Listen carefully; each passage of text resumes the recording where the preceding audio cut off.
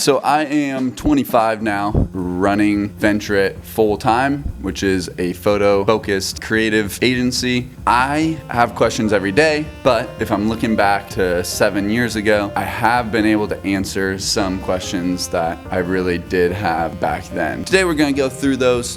One of the big ones everybody has at some point is equipment really gonna level up my game that much? Or for me, it was, what is a nice camera actually like? I was fortunate enough to have a friend, shout out Jack Casto, that back in 2017 or 2016, we went to Golden Gardens. He let me kind of shoot on his 5D Mark III at the time, and that was the first time I had held and shot on a actual professional piece of equipment. I was just in love immediately. And then he took photos of me getting my model on, I guess, and seeing what he was able to do with pictures and the images I had previously seen on the back camera was incredible and was very eye-opening and completely motivated me to start saving towards that camera.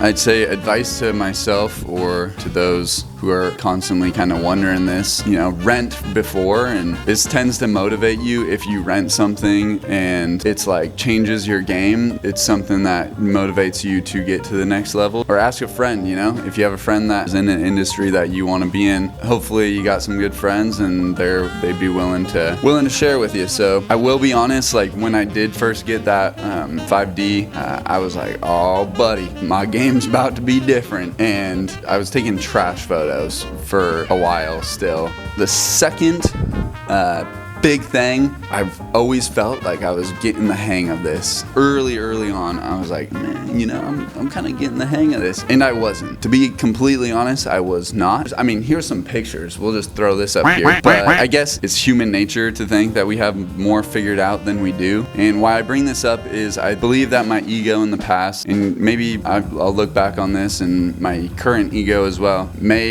have held me back from asking more questions. If you can set ego aside and ask the most questions possible, that you will be able to get that much better, that much quicker. So the next one is, why is no one giving me positive feedback? For years I may receive thanks or appreciate you, but not any these are the shit. And that's how you kind of know you're getting good, is when you start receiving those, these are killer, thank you so much. So I guess after a few years I did start receiving some more positive feedback and really paying attention to that. As soon as you start hearing that, like I said, it's very motivating. And then what really improved the process and everything was starting to ask other people for feedback, whether I thought it would be good or not, was asking people for feedback. It is important that you listen to your feedback, and if there's silence, that is feedback in itself, and you need to keep working to get to the point where you do receive feedback. All right, the next one, this is a $200 shoot equals $200 hour. It's very exciting when you start getting paid for any work that you're passionate about. If it's under the table hobby, yeah, $200, dude, run it up. That is great. However, if this is your full-time gig, paying for business expenses, taxes, your equipment costs, and all that, and yourself, it's not gonna leave you anything, and you're gonna be fighting to survive heavy. That being said, my rate at 200 reflected my skill level, and my current rate today will increase with my skill level as well. So cost does need to associate to your skill level.